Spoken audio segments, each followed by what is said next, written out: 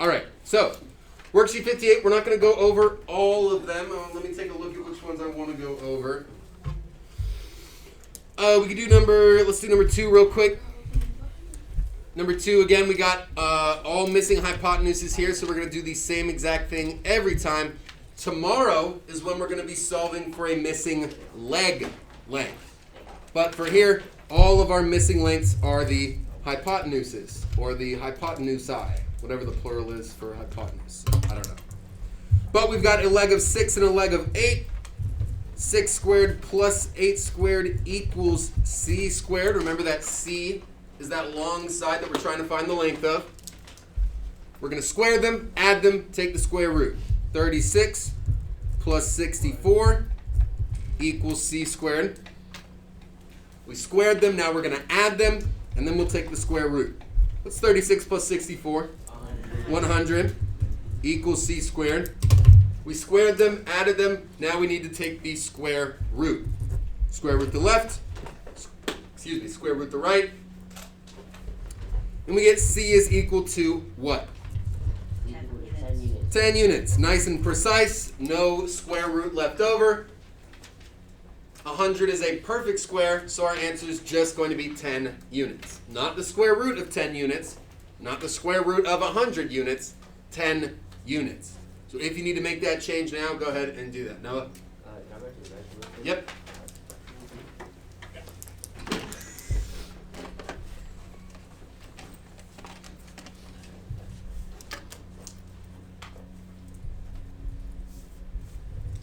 Jumping down to number 8.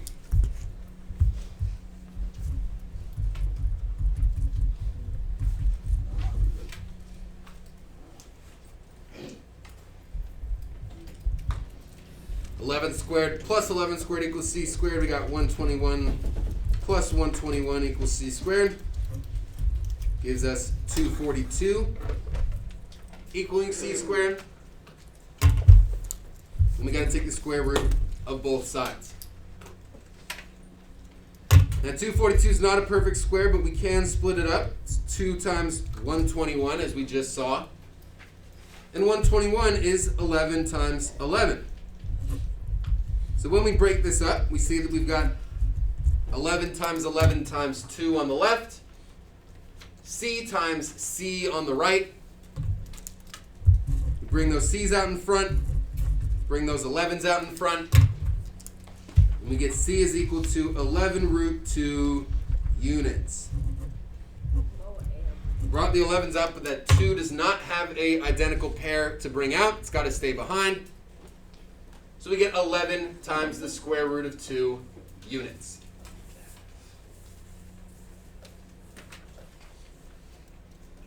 Any questions there on number 8? Good.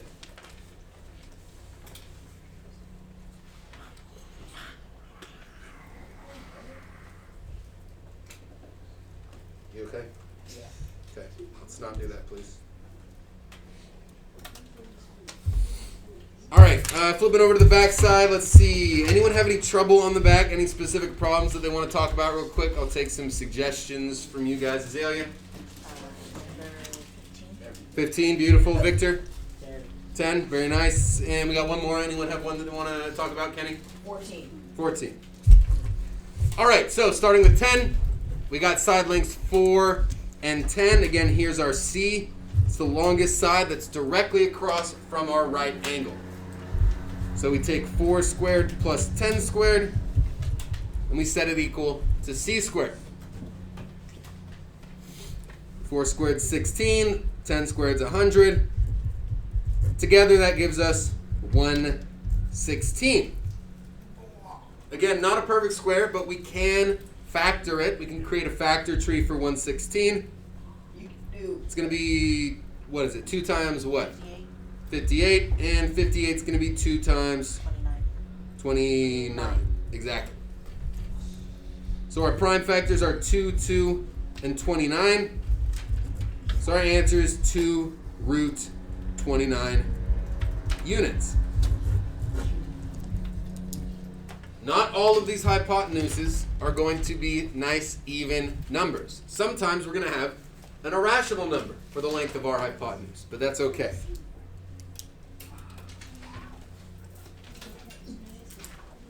Questions on number 10? Perfect. Down to 14. We got 3 and 6 here. 3 squared plus 6 squared equals c squared. Again, c is directly across from our right angle. We get 9 plus 36 equals c squared. And together that makes 45. Now again, 45 is not a perfect square, but it can be broken up.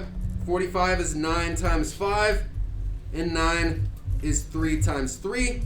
So our resulting answer is 3 root 5 units.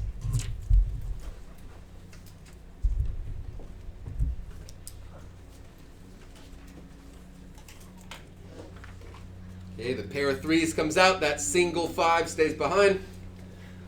Hopefully you guys are starting to see how we built up this unit from those very early on lessons when all we had to solve was a squared equals 25. We're right back to that point here with c squared equals 45. So hopefully you guys are starting to see how those earlier lessons in this blue series of notes kind of plays into what we were talking about in general, which is this, the Pythagorean theorem. Finally, down to 15, we got 7 and 8. This one's flipped a little bit, but the hypotenuse is still directly across from my right angle. 7 squared plus 8 squared equals c squared. We got 49 plus 64 equals c squared. And 49 plus 64 gives us, I think it's 113. Now, this is an interesting one, because I don't think we can split this one up, can we? 113, I don't think it's divisible by anything. Let me check. Divided by 6, 4. No, so it's not divisible by anything. When we take the square root of both sides, we just get c is equal to root 113 units. And again, we can assume, or not assume, I should say, we can estimate what this number is going to be about, or at least in between, by thinking about which two perfect squares are on either side of 113, right? 113 falls in between 100 and 121. Those are both perfect squares. So we know that the square root of 113 is going to be somewhere in between 10 and 11. Looks like it is 10.63, which is exactly where we estimated it to be, between 10 and 11.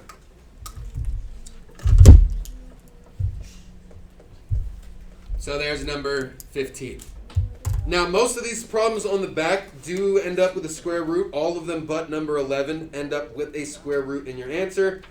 So if you don't have a square root, something definitely went wrong. We can talk in a little bit here when we get to work about maybe what went wrong, but those are the only ones we're going to go over today. If you're done, you can go ahead